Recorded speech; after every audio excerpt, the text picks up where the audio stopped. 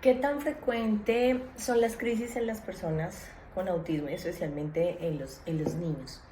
Esta es una pregunta muy importante y pues vamos a llegar a un tema que tiene que ver con el comportamiento y que de alguna manera es como de los síntomas más difíciles de manejar dentro del espectro autista y lo que genera más angustia en la mayoría de las familias, lo que impide muchas veces que nos abran las puertas en los colegios regulares para recibir a nuestros niños. La crisis siempre angustia, cualquier crisis de cualquier niño. Cuando tenemos un niño regular pero que quiere un dulce y estamos en un supermercado y el niño quiere ese dulce y nosotros le decimos que no y de ahí pues empieza a llorar, empieza a gritar, empieza a comportarse mal, de pronto a patalear, a jalar, digamos, a la mamá o al papá. Esa escena se vuelve de alguna manera bastante compleja, ¿no? Y en un espacio público donde todo el mundo los está obviamente mirando. Y lamentablemente en la mayoría de los casos, pues lo que hacemos es ceder, ¿no? Ceder ante ese berrinche, tomamos el paquetico y se lo entregamos y le decimos, esta vez te lo voy a hacer, pero nunca más te lo vuelvo a dar. O bueno, si ya fue porque como que te calmaste, entonces te lo voy a dar, que en realidad no fue así, nunca se calmó, bueno, no había razón por qué darle el dulce, etcétera. Entonces lo hacemos por vergüenza, lo hacemos porque pues para minimizar pues la angustia que genera y las miradas de todo el mundo. Y no podemos juzgar la reacción de una madre o de un padre en un evento de estos porque cada uno reacciona de manera diferente ante la adversidad, ¿sí? Cuando hablamos de autismo, estas crisis pues no son de un día a la semana, sino se pueden, en algunos casos, se pueden convertir durante todo el día y por unas razones absolutamente a veces desconocidas, ¿sí? Después empezamos a darnos cuenta, por ejemplo, tuve un chico que se alteraba en realidad era cada vez que iba a llover, otro porque veía el color amarillo, ¿sí? Digamos que pasaron años o mucho tiempo para que empezáramos a entender, o los papás empezaron a entender exactamente qué era lo que generaba la crisis. Mm, ¿Es frecuente, es común en el autismo? Sí. ¿Por qué?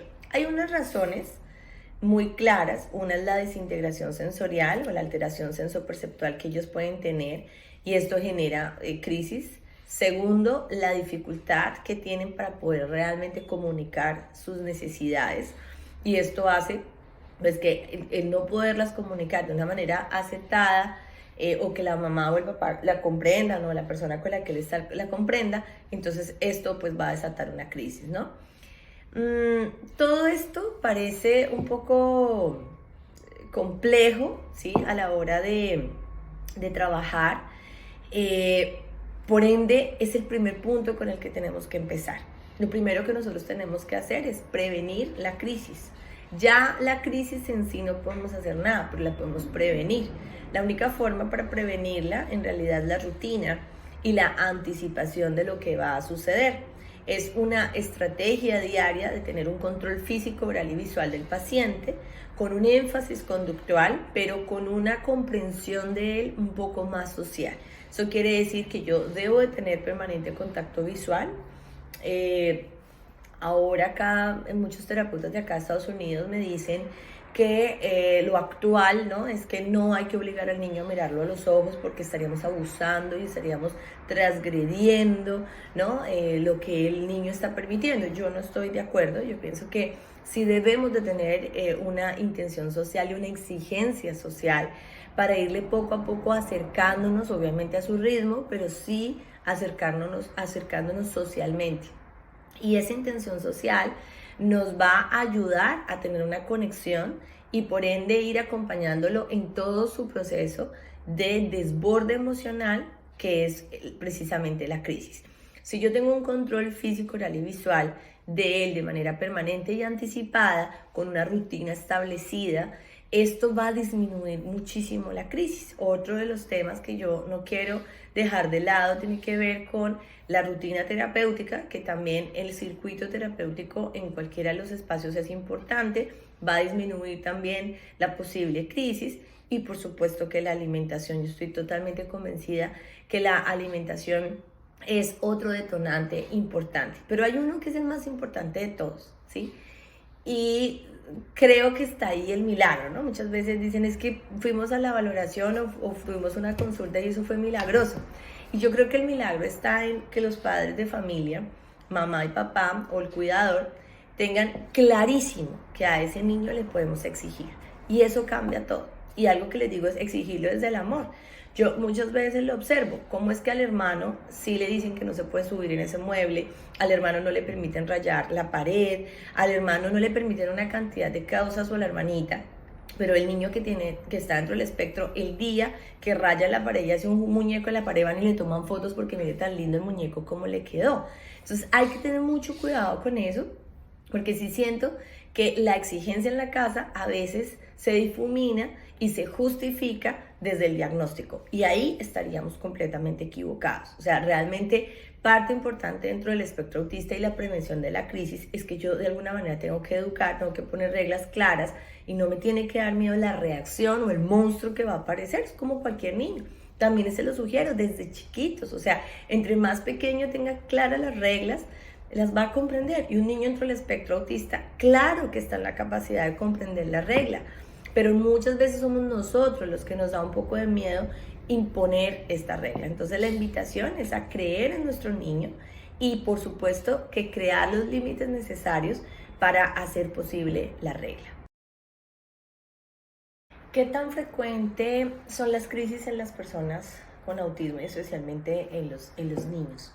Esa es una pregunta muy importante y pues vamos a llegar a un tema que tiene que ver con el comportamiento y que de alguna manera es como de los síntomas más difíciles de manejar dentro del espectro autista y lo que genera más angustia en la mayoría de las familias, lo que impide muchas veces que nos abran las puertas en los colegios regulares para recibir a nuestros niños. La crisis siempre angustia, cualquier crisis de cualquier niño. Cuando tenemos un niño regular pero que quiere un dulce y estamos en un supermercado y el niño quiere ese dulce y nosotros le decimos que no y de ahí pues empieza a llorar, empieza a gritar, empieza a comportarse mal, de pronto a patalear, a jalar digamos a la mamá o al papá. Esa escena se vuelve de alguna manera bastante compleja, ¿no? Y en un espacio público donde todo el mundo los está obviamente mirando.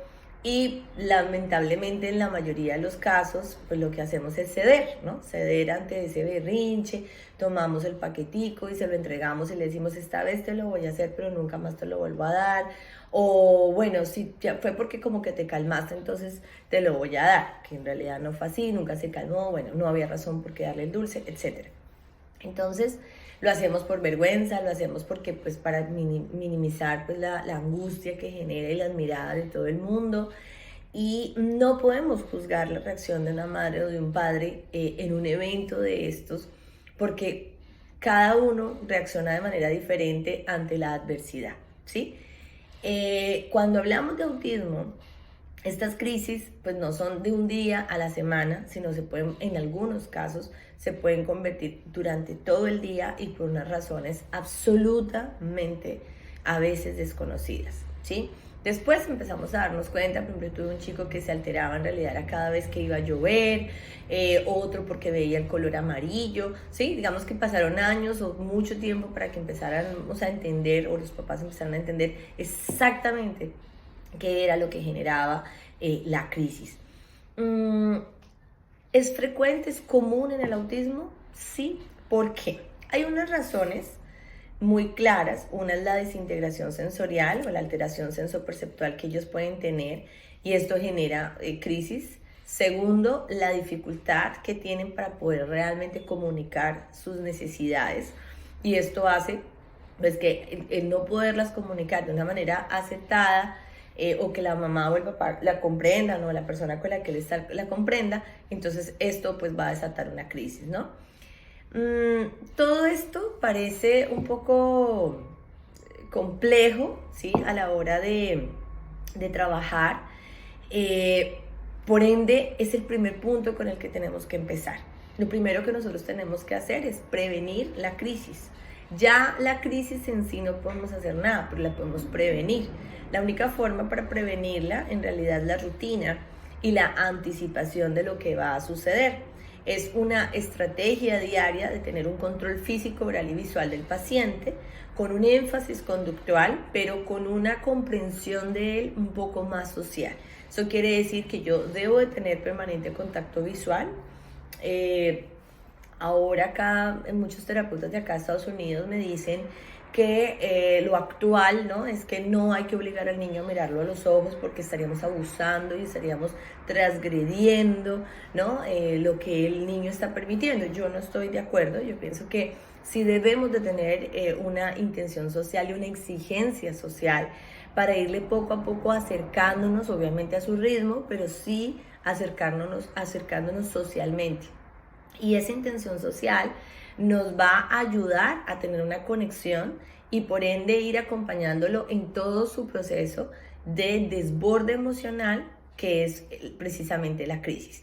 Si yo tengo un control físico, oral y visual de él de manera permanente y anticipada, con una rutina establecida, esto va a disminuir muchísimo la crisis. Otro de los temas que yo no quiero dejar de lado tiene que ver con la rutina terapéutica, que también el circuito terapéutico en cualquiera de los espacios es importante, va a disminuir también la posible crisis.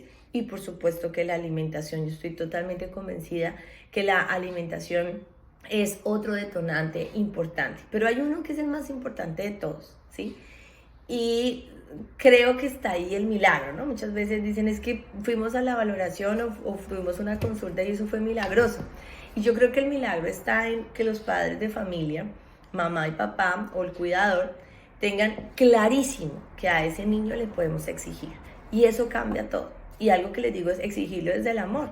Yo muchas veces lo observo, cómo es que al hermano sí le dicen que no se puede subir en ese mueble, al hermano no le permiten rayar la pared, al hermano no le permiten una cantidad de cosas o a la hermanita, pero el niño que está dentro del espectro, el día que raya la pared y hace un muñeco en la pared, van y le toman fotos porque mire tan lindo el muñeco como le quedó.